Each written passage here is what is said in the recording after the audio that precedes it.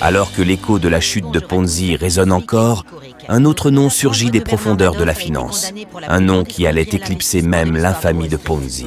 Bernard Madoff, un homme d'affaires américain, a construit un empire sur des fondations tout aussi illusoires. Nous sommes en 29 avril 1938, New York, États-Unis. La naissance de Bernard Lawrence Madoff, fils d'immigrants juifs européens, qui allait devenir l'un des plus grands escrocs de l'histoire financière. Madoff a fondé Bernard L. Madoff Investment Securities, LLC, en 1960 et a bâti une réputation de pionnier du trading électronique et de président du Nasdaq dans les années 1990. Cependant, c'est dans l'ombre que Madoff a orchestré son stratagème de Ponzi, attirant des investisseurs avec la promesse de rendement constant et sûr. Décembre 2008, New York, États-Unis. L'effondrement de son empire coïncide avec la crise financière mondiale, exacerbant la méfiance envers le système financier et entraînant des pertes estimées à 65 milliards de dollars pour ses investisseurs. Parmi ces victimes figuraient des célébrités, des philanthropes et de nombreux investisseurs ordinaires qui ont perdu leurs économies et leurs plans de retraite. Nous sommes le 11 décembre 2008 à New York. Madoff est arrêté et accusé d'avoir mené la plus grande fraude en col blanc de l'histoire. Sa famille a également été touchée par la tragédie. Son fils aîné, Mark Madoff, s'est suicidé en 2010 après qu'il était accusé d'avoir bénéficié indûment des manipulations financières de son père. Il a été découvert mort dans son appartement de Manhattan. Et son fils cadet, Andrew Madoff, est décédé d'un lymphome en 2014.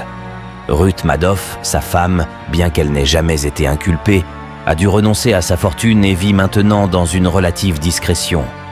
Le 14 avril 2021, Bernard Madoff meurt en prison à la prison fédérale de Butner, en Caroline du Nord, à l'âge de 82 ans, laissant derrière lui un héritage de dévastation financière et personnelle.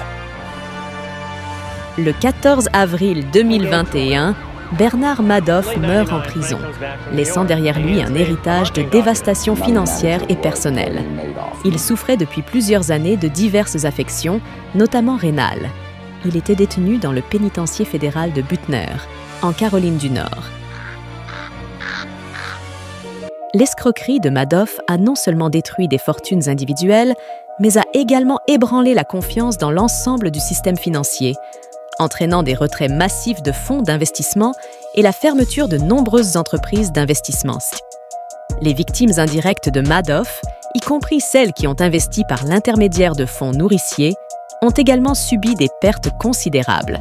La saga de Madoff sert d'avertissement sévère contre la cupidité et la complaisance dans le monde de la finance. Elle rappelle l'importance de la diligence raisonnable et de la transparence pour prévenir de telles catastrophes à l'avenir.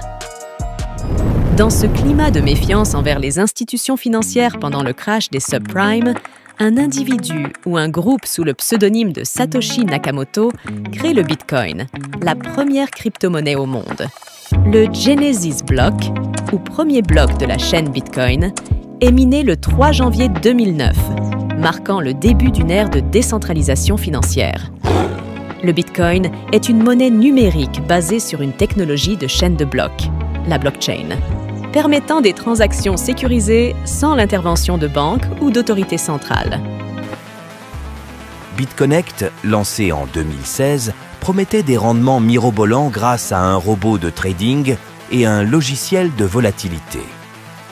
Cependant, ces promesses étaient au cœur d'une structure qui s'est avérée être une arnaque Ponzi moderne, où les fonds des nouveaux investisseurs servaient à payer les rendements des investisseurs précédents.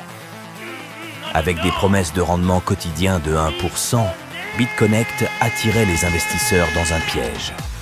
Ces rendements étaient non seulement irréalistes mais aussi insoutenables, car ils dépendaient de l'arrivée constante de nouveaux fonds plutôt que de profits réels générés par le trading. Le manque de transparence concernant les méthodes de trading et les avertissements des autorités financières auraient dû être des signaux d'alarme. Les investisseurs étaient séduits par la technologie prétendument révolutionnaire de BitConnect, sans preuve concrète de son efficacité ou de son existence. Face aux actions réglementaires et aux enquêtes, la confiance en BitConnect s'est effritée. Les tentatives de retrait massif des fonds par les investisseurs ont créé une panique de vente, précipitant la chute de la valeur de BitConnect Coin, BCC, et révélant la fragilité du modèle. La chute de BitConnect coïncide avec le bear market de 2018, où le marché des crypto-monnaies connaît une baisse significative. La fermeture de BitConnect et la perte de confiance qui en résulte contribuent à cette période de baisse des prix sur le marché. Suite à l'effondrement de BitConnect en janvier 2018, les actifs de l'entreprise sont gelés et le cours de la crypto-monnaie BitConnect Coin, BCC, chute de 92% immédiatement après. Satish Kumbhani fait face à des accusations de fraude électronique, manipulation des prix des matières premières et blanchiment d'argent international, avec une peine potentielle de 70 ans de prison s'il est reconnu coupable. Satish Kumbhani, le fondateur de BitConnect, a été inculpé pour son rôle central dans la fraude de plusieurs milliards de dollars liés à BitConnect. Cependant, il reste actuellement en fuite et est considéré comme un fugitif par les autorités.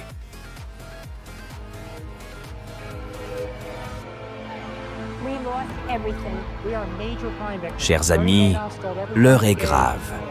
Les arnaques pyramidales, ces voleurs de rêves et d'argent, sont partout. Elles se cachent derrière des promesses de richesse rapide dans tous les domaines, prêtes à dévorer votre temps, vos efforts et vos économies. Des noms infâmes ressurgissent du passé, comme le Ku Klux Klan, qui a utilisé une arnaque pyramidale pour financer ses activités.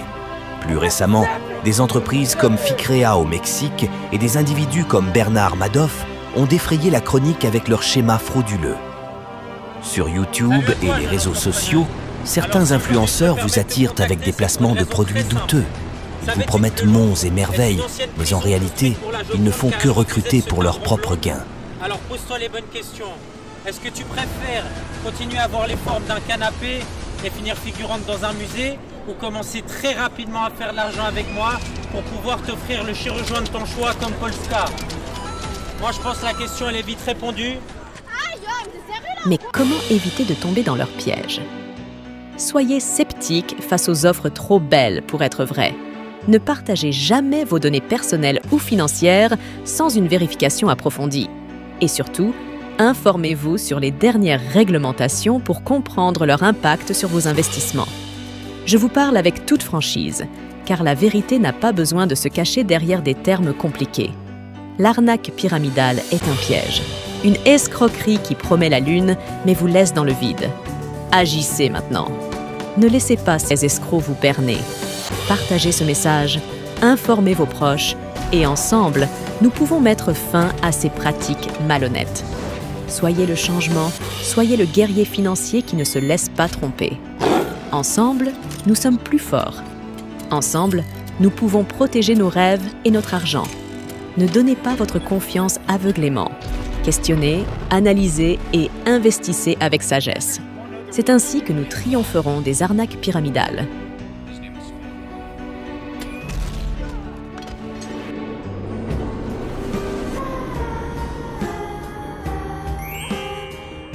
Je vous invite à vous abonner à ma chaîne Investisseurs Inspirés et à partager cette vidéo avec vos amis. N'hésitez pas aussi à me laisser un commentaire pour me dire ce que vous pensez de ce sujet ou si vous avez des questions. Je vous répondrai avec plaisir. Je vous dis à très bientôt dans la deuxième partie de notre épisode en développement personnel. Portez-vous bien.